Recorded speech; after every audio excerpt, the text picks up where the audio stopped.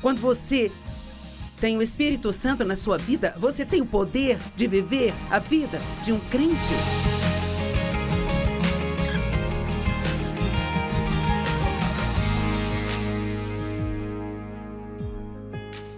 Obrigada por se juntar a nós hoje no Desfrutando a Vida Diária, onde ensino a Palavra de Deus todos os dias. E realmente oro para que eu seja guiada pelo Espírito Santo para o que você precisa ouvir. E a boa notícia é que eu também consigo ouvir a mim mesma e eu aprendo e cresço ao mesmo tempo que você. E sabe, eu tenho falado sobre como ser santo em um mundo ímpio.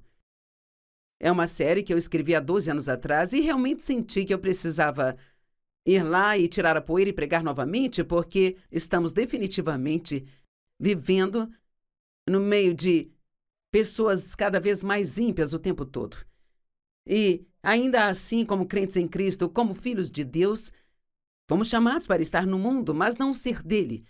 Jesus não queria nos tirar do mundo, ele queria que estivéssemos aqui e o representássemos.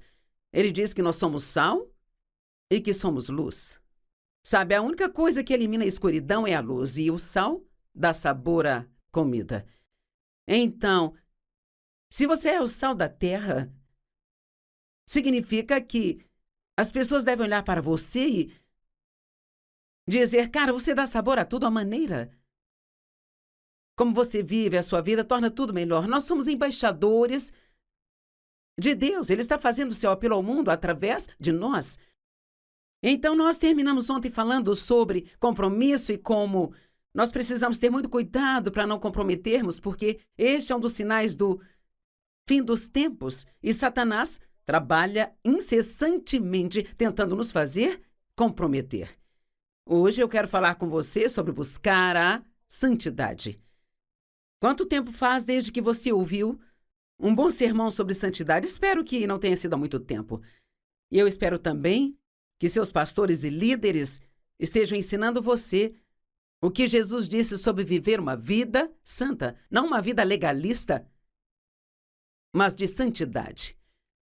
Nós fomos santificados pelo sangue de Jesus, então todo filho de Deus é santo. E você diz, espera, eu conheço muitos cristãos que certamente não agem como santos, bem? Veja, você tem um espírito, você é um espírito. Você tem uma alma, você vive num corpo. E você tem várias coisas boas em seu espírito que ninguém consegue enxergar através do seu corpo, porque você não está entregando a sua alma a Jesus. E há cristãos de verdade, os cristãos carnais, que são pessoas que acreditaram em Cristo, elas o aceitaram como único sacrifício por seus pecados, mas elas ainda estão vivendo e andando de acordo com a carne. E, honestamente, é assim que todos nós começamos. Mas nós não devemos ficar onde nós começamos. Deus vai te encontrar onde você está, mas Ele te ama demais para te deixar onde Ele te encontrou. Não vamos estar encrencados se ainda não formos perfeitos quando Jesus voltar. Na verdade, nenhum de nós vai ser. Mas Deus, Ele espera que todos estejamos fazendo progresso. Olhe para a sua vida e pergunte a si mesmo. Tenha uma reunião consigo e pergunte a si mesmo. Eu estou fazendo progresso? Sabe, não acredito que alguém possa realmente nascer de novo e não ver nenhuma mudança em seu comportamento. Meu pai não recebeu a Cristo até os 83 anos, infelizmente, sabe? Fico feliz que ele o tenha recebido antes de morrer, porque ele morreu aos 83 anos.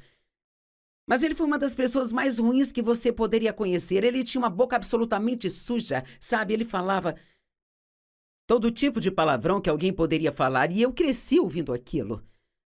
Eu odeio palavrões. Eu odeio. Mas sabe, depois que ele recebeu a Cristo como Salvador, acho que eu nunca mais ouvi aquele homem usar uma palavra de maldição. Uau! Eu vi mudança. Ele não teve muito tempo para crescer como cristão, mas ele se tornou muito doce, muito gentil e também muito grato. Eu acho que se você diz que é cristão e que voltou sua vida para Deus, mas não houve nenhuma mudança, então algo está errado, talvez você precise voltar para a base e ter uma conversa com Deus sobre algumas coisas. Quando Jesus vem viver em nós através do Espírito Santo, Ele traz tudo com Ele e assim você tem o fruto do Espírito em você. Amor, alegria, paz, bondade, benignidade, tudo isso está em você, em seu espírito. Elas estão lá na forma de sementinhas. E se você regá-las com a palavra de Deus,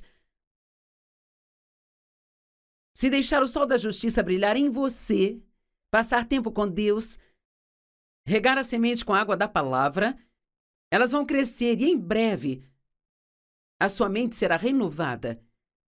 Você vai querer o que Deus quer, a sua vontade será transformada e você não vai mais viver com base no que sente, passa a viver de acordo com a palavra. Então, dessa forma, assim que esta parte da alma é em você, somente vontade e emoções, começarem a ficar debaixo da liderança do Espírito Santo no seu espírito, então as pessoas começarão a ver Jesus brilhar através do seu corpo. E é disso que elas precisam. Podemos dizer, o meu coração está certo, mas as pessoas não podem ver o seu coração. Deus pode, mas as pessoas não. Elas só conseguem ver o seu comportamento. E dias atrás falávamos sobre como é importante nós termos um comportamento santo. Então vamos falar sobre santidade. Hebreus 10, verso 10.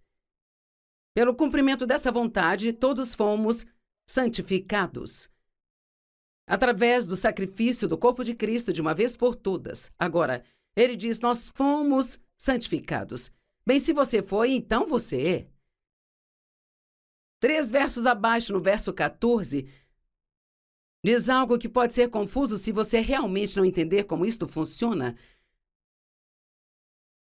Por um único sacrifício, ele aperfeiçoou para sempre aqueles que estão sendo santificados. Então, no verso 10 diz, você foi santificado. Agora, o 14 diz, você está sendo santificado. Bem, é exatamente disso que eu estou falando a respeito. O que você tem em seu espírito. O Espírito Santo é chamado de Espírito Santo porque ele é santo. Então, quando o Espírito Santo vem viver em você, ele traz santidade com ele. Então, você é santo. No seu espírito, você se tornou santo. Mas, no entanto, ao mesmo tempo, você está sendo santificado através da obra que o Espírito Santo está fazendo em você. Isto se chama santificação. Somos santificados pelo Espírito, o que significa feitos santos. E veja, Deus ele nos deu da sua justiça através da fé. Isso foi imputado a nós, dado a nós, mas ainda assim nós não fazemos tudo certo. Mas nós fazemos as coisas um pouco melhor. O tempo todo eu me comporto melhor do que há 5 anos atrás. Meu Deus, se eu olhar há 40 anos atrás, eu sou uma pessoa totalmente diferente. Eu nem reconheceria a mim mesma. Às vezes você está crescendo em passos tão pequenos que não percebe. Mas se você olhar para trás como você era, sempre digo, não estou onde eu preciso estar, mas graças a Deus não estou onde costumava estar. Estou a caminho. Amém? E eu espero que todos possam dizer o mesmo. Então, fomos santificados para sermos obedientes a Jesus Cristo. Deus nunca esperaria que você fosse santo se ele não tivesse te dado santidade. Nunca esperaria que você agisse corretamente se não tivesse te dado a justiça. Jesus disse, eu deixo a minha paz com vocês. Então, nós temos paz, ela é um dos frutos do Espírito. Deus nunca exigiria que você andasse em paz no mundo se você não tivesse paz em você. Você não pode dar o que você não tem. Eu quero que todos compreendam isso. Porque muitas vezes vamos à igreja e ouvimos, você precisa fazer isso, fazer aquilo, não fazer aquilo outro, e voltamos para casa e tentamos. Mas se você realmente não sabe quem você é em Cristo, isto precisa ser a base de tudo. Quem eu sou em Cristo. O que Jesus fez através do seu Espírito dentro de mim. E quando eu começar a acreditar que eu tenho todas estas coisas que Deus diz que eu tenho, mesmo que eu não esteja agindo de acordo com Ele, mas se eu começar a crer, eu vou produzir aquilo que eu creio. E você se torna aquilo que crê. 1 Pedro 1:2 diz: pois fostes escolhidos de acordo com o conhecimento prévio de Deus o Pai, através da obra de santificação do Espírito, para serem obedientes a Jesus Cristo, e pela aspersão do seu sangue, graça e paz vos sejam abundantes. Então, Deus, ele predetermina que vivamos vidas santas. Agora, não significa que isto vai acontecer, mas que é a vontade dele para nós. E ele não espera que façamos isso sozinhos. Ele nos deu seu Espírito Santo para vir e viver conosco, nunca nos deixar nem abandonar. E ele é o nosso professor, ele nos ensina a verdade, é o nosso fortalecedor, é o nosso ajudador. Ele nos convence do pecado, da justiça e do juízo também. Meu Deus, que ministério maravilhoso o Espírito Santo tem nas nossas vidas, e devemos ser muito gratos pelo Espírito Santo. Deus nunca nos pede para fazer algo sem nos dar o que precisamos para fazê-lo. 1 Pedro 1:14-16. Como filhos obedientes, não se conformem com os desejos malignos que tinham quando estavam vivendo na ignorância. Mas assim como aquele que os chamou é santo, então sejam santos em tudo o que vocês fizerem, pois está escrito: sejam santos, pois eu sou santo. Agora, esta escritura costumava assustar-me, porque eu pensava, aqui diz, sejam santos, e eu sabia que falhava em muitas áreas da minha vida, mas a Bíblia amplificada, que amplifica partes da língua original, diz em parênteses: sejam santos, pois eu sou santo. E diz que isto é crescer em maturidade espiritual. Então, nós fomos santificados, mas Filipenses 2:14 diz: trabalhai a vossa salvação com temor e tremor. Bem, a Bíblia diz que fomos salvos pela graça e não por obras. Como é isso? Não diz trabalhe pela sua salvação, diz trabalhe a sua salvação. É a mesma coisa que eu estava falando. Você tem isso dentro de você? Você tem, você recebeu, você já tem. Mas talvez o mundo ainda não esteja vendo isto.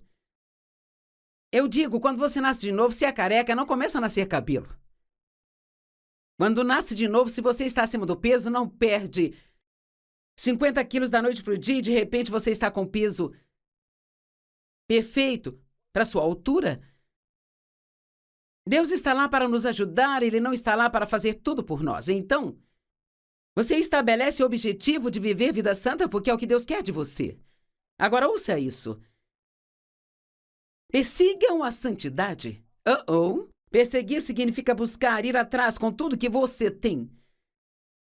Busquem a santidade, sem a qual ninguém jamais verá o Senhor. Oh, meu Deus! Isto é Hebreus 12:14, diz: faça todo esforço para viver em paz, se possível com todos, e sejam santos, pois sem santidade ninguém verá o Senhor. E eu estava pensando esta manhã que, por que a paz e a santidade estão juntas aqui? Façam todo esforço para viver em paz e busquem a santidade. E por que acho que a paz precisa estar aqui? Porque se ficamos sempre chateados, agitados, em contendas e frustrados, não conseguimos ouvir de Deus. Eu não vou ter nenhuma sensibilidade no meu espírito e não saberei quando o Espírito Santo estiver me convencendo: não, Joyce, não faça isso, ou Joyce, faça aquilo. Então, se queremos ouvir de Deus, é muito importante que aprendamos a viver em paz. Essa é uma das razões pelas quais a Bíblia nos diz para não ficarmos com raiva. Não deixe o sol se pôr sobre a sua ira e perdoe as pessoas rapidamente, total e completamente, como Deus perdoa você. Não se ofenda facilmente. Não temos que ficar chateados com nada, porque quanto mais chateado você estiver, menos será capaz de ser guiado pelo Espírito Santo. Por favor, entenda isso. Você não pode ouvir de Deus se está em conflitos o tempo todo. E precisamos ser capazes de ouvir de Deus. Eu estava assistindo um filme numa noite e ele tinha uma base cristã. E eu gostei do que a garota disse. Alguém perguntou: bem, como você sabe o que é certo ou errado? Ela disse: bem, se for certo, tudo fica quietinho aqui dentro. Mas se for errado, eu me sinto incomodada. Foi uma boa maneira de colocar isso. É como se a nossa consciência fosse uma função do nosso espírito. E a sua consciência ela vai ter paz se você fizer o certo. E se não for o certo, então você não terá paz. Cara, precisamos prestar atenção nisso. Fazendo todo o esforço. Há um esforço para ser um cristão vitorioso. Façam todo o esforço para viver em paz com todos e sejam santos. Pois sem santidade ninguém jamais verá o Senhor. Agora, deixe-me esclarecer uma coisa, antes que alguém fique chateado. Aqui não diz que, se você não alcançou a santidade, você não verá o Senhor. Mas diz, se você não estiver buscando a santidade, você não verá o Senhor. E, se você ama a Jesus, ninguém precisa ficar enfiando este sermão na sua cabeça. É como: oh meu Deus, eu estou tão feliz por ter escutado isso. Eu quero ser obediente a Cristo, eu amo a Ele. E Jesus disse: se você me ama, vai obedecer-me. Mas nem sempre as pessoas sabem como fazê-lo, e esse é o meu trabalho como professora, explicar estas coisas para você, como estou tentando fazer hoje, que você tem isso aí dentro. Você trabalha com o Espírito Santo para funcionar o que está dentro e sair de você. Então você passa a se comportar corretamente, e então esse comportamento pode se tornar um testemunho para as pessoas no mundo, e você pode ser um cristão que salga, deixando as pessoas sedentas pelo que você tem. Eu amo isso. Absolutamente eu amo.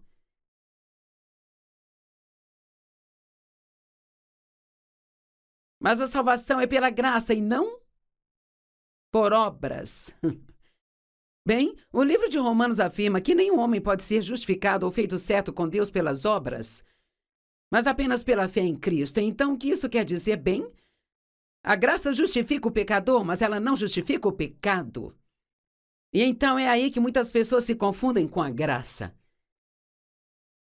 Elas acham que podem viver do jeito que quiserem e que a graça de Deus vai cobri-las. Não, não, não. A graça, ela justifica o pecador, mas ela não justifica o pecado.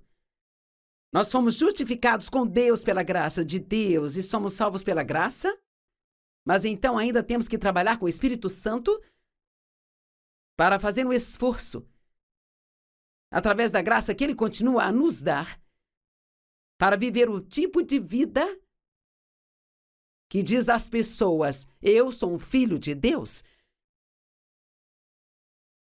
Eu não quero colocar um adesivo no meu carro para que alguém diga que sou cristã. Eu quero que as pessoas possam dizer que sou cristã pelo modo como eu as trato, a maneira como eu me comporto.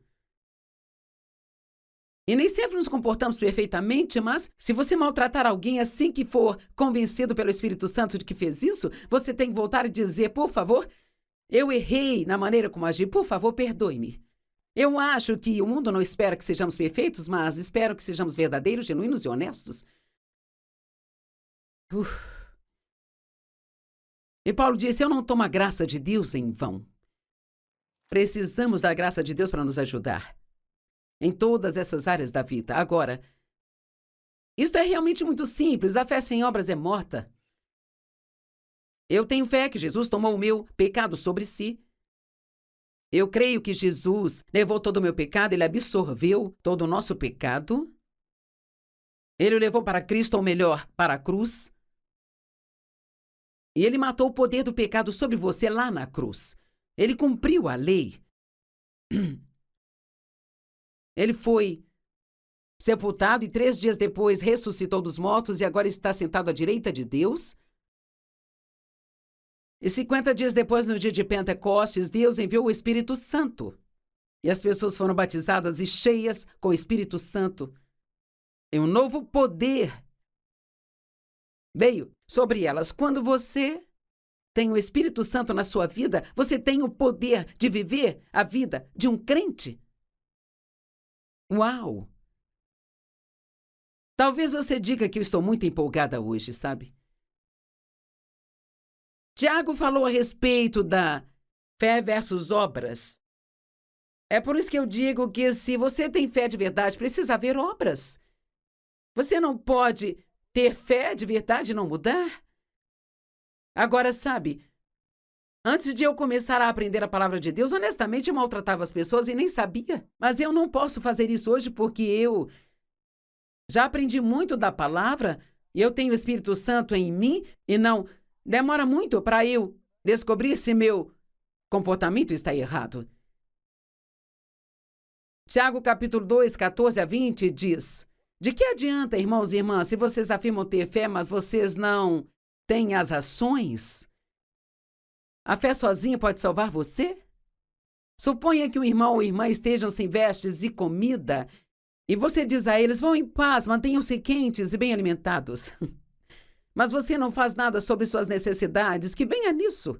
Fazemos isso demais. Alguém nos conta que está precisando de algo e dizemos: eu vou orar por você. Bem, Deus falou comigo há alguns anos: pare de me pedir para fazer coisas que você mesma pode fazer e simplesmente não quer. Talvez alguém diga a você: sabe, eu estou com um problemão, não consegui pagar o meu aluguel este mês porque meu filho ficou doente, sabe, uma genuína necessidade. E Gálatas 6 diz: quando a oportunidade vier até você, faça o bem, especialmente para os da família da fé. Você diz: vou orar por você, então você ora para que Deus dê a eles o dinheiro para pagar o aluguel, mas você tem o dinheiro no banco e poderia pagar o aluguel. Vê se você não desliga a TV agora. Sabe, às vezes somos gananciosos e egoístas, não queremos fazer aquilo. Nós queremos que Deus faça, não queremos fazer.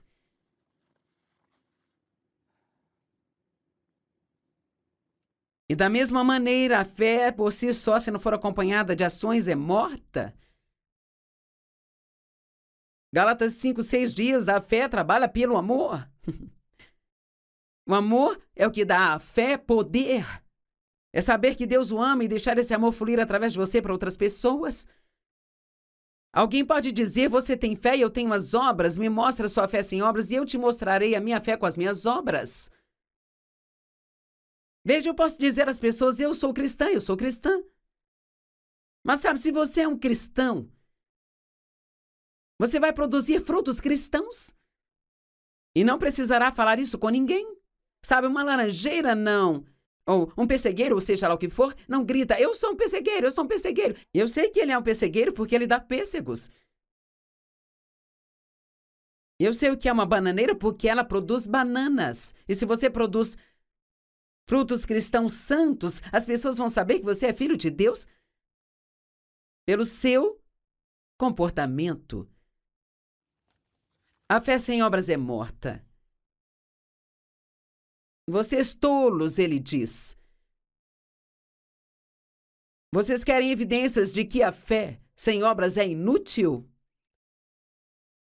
Agora, a Bíblia nos diz para ficar longe das obras da carne, que é a nossa energia tentando fazer o trabalho de Deus. Mas há uma diferença entre as obras da carne e a obra de Deus.